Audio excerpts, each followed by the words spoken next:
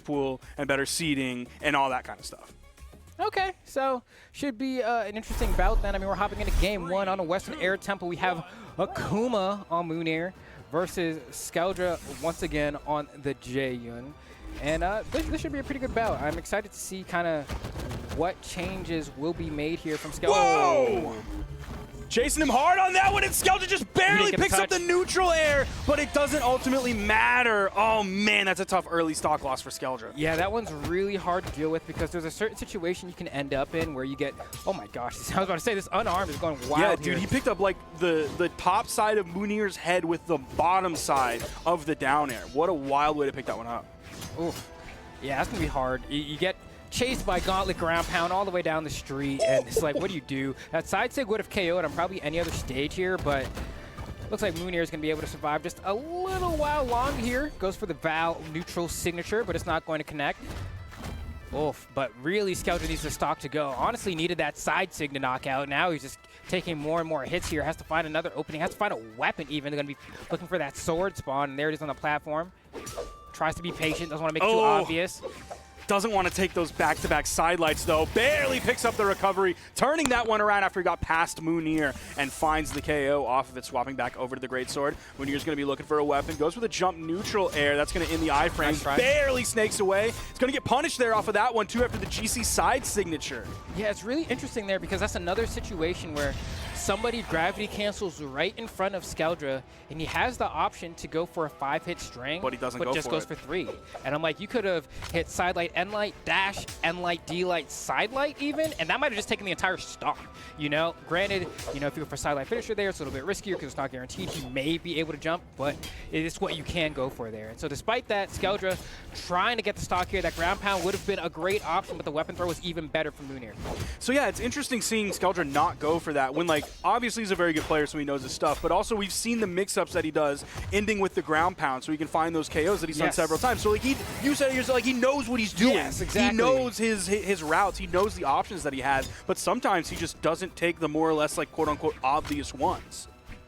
Maybe just trying to make sure that maybe consistency is what he's valuing here, because sometimes depending on where you get that sidelight, getting the dash up into the end light on the chase can be a little bit finicky. So maybe just like, I want to make sure I'm not losing out on free damage. I understand it. Sometimes going for the easy thing is better because it's more consistent. I thought he was going to get caught by that. Ooh, there's the D-light recovery, high enough to get the KO off the top. Mounir is going to take game 1. 412 damage, obviously due to that very early stock that he got in like basically white. Here's the beginning of it. Oh, and gets scooped. And this one's tough because Skeldra, I think, actually plays this really well, jumps around it, and just needs the touch here, right? And tries to fade and just barely can't. Was hoping with the chase dodge that he'd be able to go up and ride, but he actually head bonked a little bit on the corner. So just was off by like a pixel or 2 on the spacing and couldn't get the wall touch. And Mounir was really smart to go back down with the down to take that and guarantee that that was going to be a stock. And it's tough in those moments to like understand where to stop, because especially when you're that early in your damage cycle, like so many things have to happen for you to actually find a KO there. Like we'll see like 4, 5, 6 hit strings and they ultimately don't end up in a KO because it's so difficult. Everything has to go your way and so many things have to not go your opponent's way. I thought we were going to see it again. Yeah, Skeldra kind of getting a lucky break. That neutral air from Mounir didn't hit because otherwise we'd be in a really bad position. But instead it's going to be Mounir on the receiving end of some punishment here, burning that dodge on the way down. Perfect chase from Skeldra. Going to go for maybe the final hit here. Goes for a side sig. Relatively safe, but you see how Mounir does that perfect dash land from the corner into that end light. He just bursted so much space in such a short amount of time. Nice recovery pickup. Just kind of sat on that soft platform. Didn't really chase into the air whatsoever. Bounce off the stage, and Mounir gets right in there. He saw how slowly that weapon toss was moving through the air, so he could get in, find a hit, and then also get the dodge off to dodge the weapon toss as it came back down. Okay, and Skeldra looking for that final blow here. I might throw out an N-sig in the near future because you know he's going to be jumping with these side airs. But we'll see. What an ambitious. I don't know about that one. I got nothing on that. No analysis. I just think it was bad. He's thrown out a couple of crazy ones here now that we've seen so far very recently. But, I mean, well, like he's a game up, so maybe it's just like that's the one that he goes for. And he's like, okay, I've had my fill. Okay. There's the down air from Skeldra. Okay, I respect it. Could go for the D-like ground pound there, but I think he understood that it wasn't going to KO. Yeah, he's in yellow. A little bit weird, so it's like, yeah, I'll just kind of try to reset the situation with that down air and then see what I can get from there. Wow, Skeldra just stood still. Wow, okay, just enough to KO on that one. I think like 1 or 2 damage less, and I think Skeldra survives that. Oof. Skeldra not immediately moving over to the weapon spawn, does finally grab it. There's the down air landing, of course not getting the grounded version. He started up very high in the air. There's the sidelight. This time going for an air, not going for any like cheeky options, sidelight the other direction. We saw him doing that previously after an in light. He went for the GC turnaround sidelight. Oh, I thought we were going to see the nair. He's going to get stuffed out here, has to do the weapon throw to burn the recovery, and he gets caught anyway, doesn't have a whole lot, not going to be able to make it back to the stage. I thought it was a good thought process from Skeldra there. The weapon toss felt like the right option to me. It was what you had to do there to not get your recovery stuffed out, but just could not get the follow-up after that. Did the recovery a little bit too high, I think. And so, just like that, Mounir in the lead, but not by much. Skeldra just needs to find a stray hit here. Gonna go ahead and grab this great sword. Goes for a reverse Sayer. I respect it. Trying to catch Mounir going into the wall, but Mounir just goes on stage. I wonder if that weapon toss he did earlier, he meant to like bounce off the wall, but he was just a little bit too high, so it actually landed on stage, so he couldn't grab it immediately after and like throw out a nair or something safe to put a hitbox out above him. Ooh. All right, Skeldra just goes for the 3-hit there, not even because the dodge is burned. Sometimes you just got to represent it. Keep your opponent on their toes, and huge damage, and forcing Mounir in the corner, refreshing, and goes for that neutral signature. Not a bad read option to go for at all, relatively safe. And at this point, 1 dodge read is a game. Ooh. Burn out the dodge with the weapon throw, and the down tilt. Nice! Yeah. That's how you cover the options there, right? Like, there's not really a whole lot Mounir can do there as a mix-up because he did burn his dodge. The weapon throw from Skeldra, I honestly don't even think was the best. Like, yes, I don't think agree. it was actually going to hit, but sometimes you don't really want to, like, bet on your reaction time there because then you're just going to get hit. If it is, yeah, he was way too low for that weapon throw to hit, but he did burn it.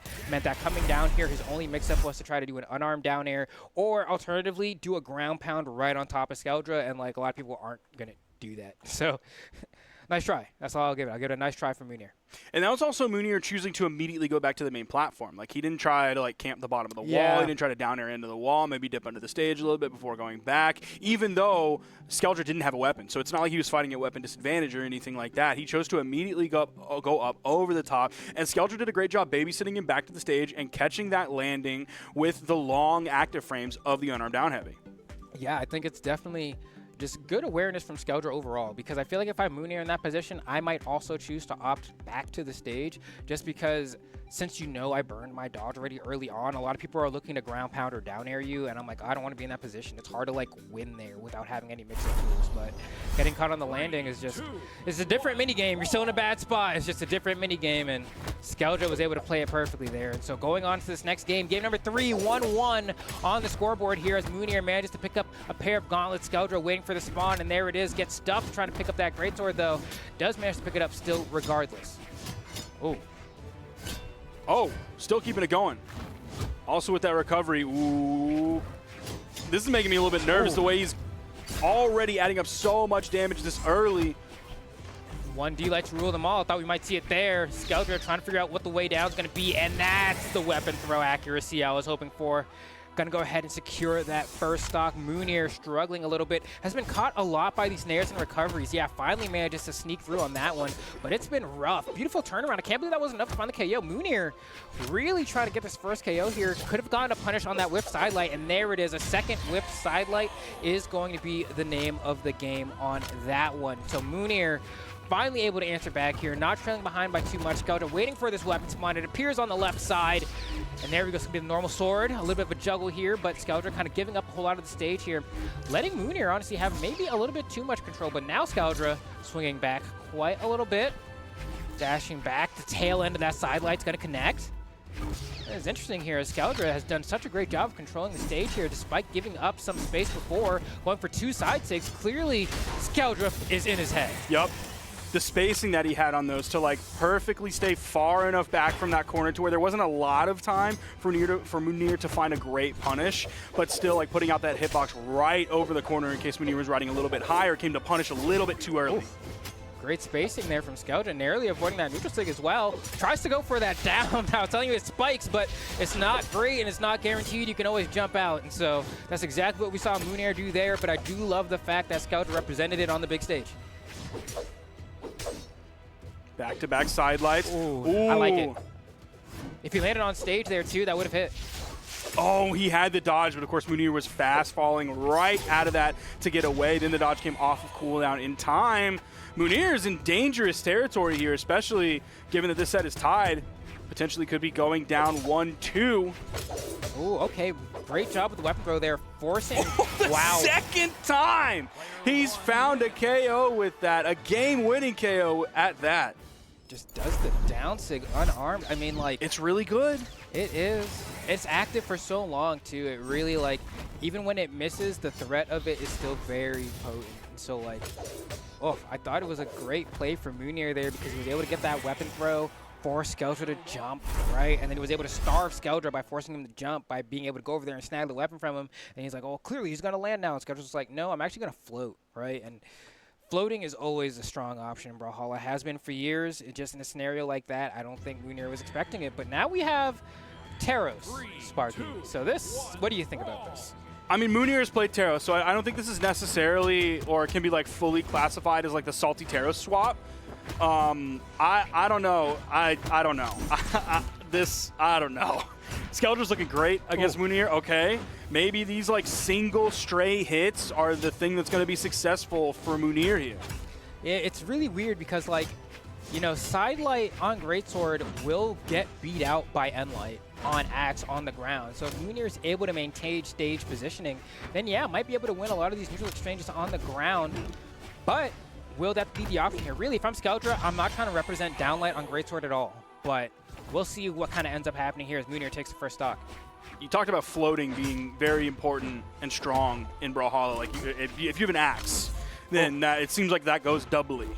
Yeah, it's interesting because I think it's really strong, and in a matchup like this, I don't even know how much you need to necessarily represent it, but jump, jump, jump down air has, like, worked at literally every ELO. You go to 2,500, you'll still see people doing it. So we'll see. It's the timeless play style. Yeah. It's evergreen. Especially after they gave Axe down air a grounded version, it just added layers to it. Yep. And it looks like it's working so far. Mounir, I mean, oh, that's yoinked. Not the classic Teros yoink, and that's how it happens to you too. You haven't been playing Teros for the past however many sets, right? It hasn't been represented yet. You're like not even thinking about it, and then boop, get snatched right off the stage. And honestly, I think that might be the difference maker here. We're gonna see, oh my god, Skeldra. Nice! He still has like a lot of movement options in the air. Okay, wow. Oh, huge damage gonna come out here. Weapon throw. Wow, just does a wake up D-Light and catches the perfect spot on the X-axis to hit Mounir coming down, but I still think Mounir's gonna win this game. I'm gonna be honest here. We've seen Skeldra go for that read maybe like 5 times now throughout the set, and it's yet to hit once.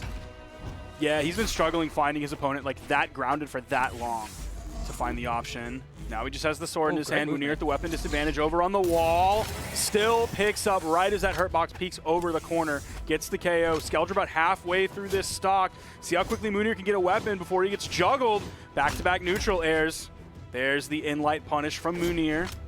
You just got to watch the weapon throws here. If I'm Mounir, you're throwing out hitboxes way too haphazardly. Yes. Right? You can just kind of sit down, relax a little bit, throw out some N-Light, throw out some D-Lights, see what the Greatsword's going to do. He's going to throw that weapon every time he burns his dodge in, so you have to look for that. And finally, we're going to see Mounir get that game.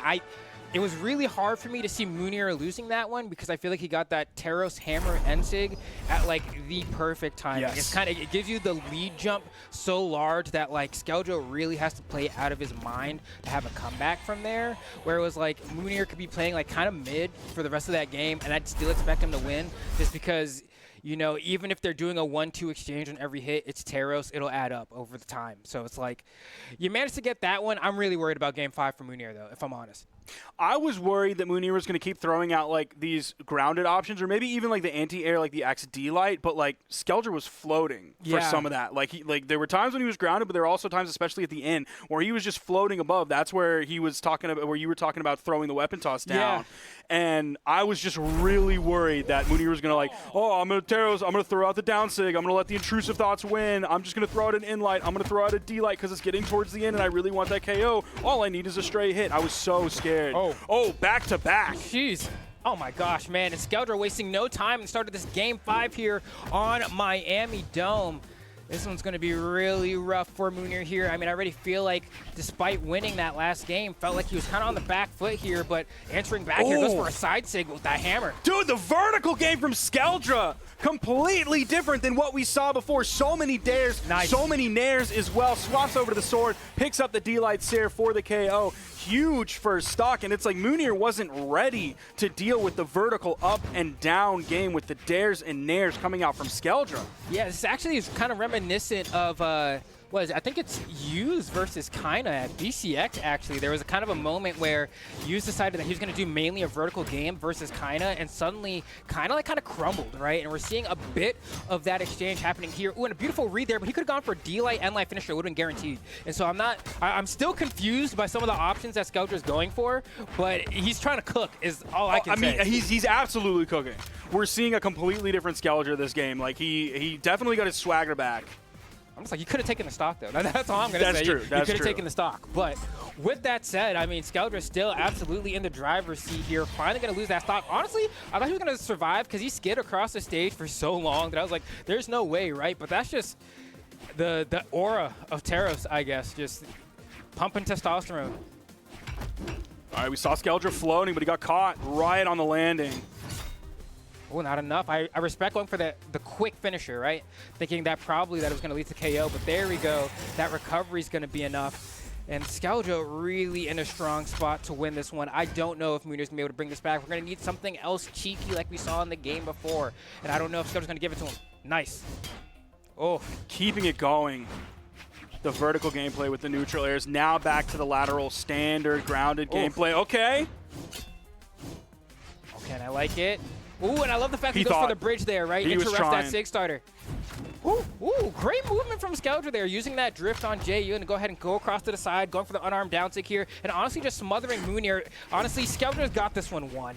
If Mounir is able to bring this one back, he has made a believer out of me, and this is a great way to start it up. Mounir needs the absolute god stock right now to be able to bring this to a victory and secure a spot in Grand Finals. So when you were talking about the potential cheekiness, okay. Threw away his axe, so we don't see a second one coming out here, or like hitting the bottom side of the ground. Not the KO just yet.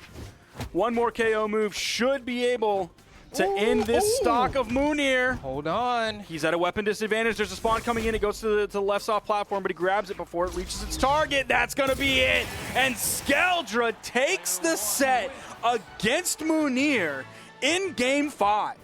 Okay, just like that. That means that Skeldra's cooking, right? That means he qualifies. He's going to have a tie, but he qualifies, is what we were saying before, right? So Mounir is now tied with Acno on qualification points for the Royale. So there is going to be a tiebreaker where the winner qualifies for the Royale. Okay. Because Skeldra won here,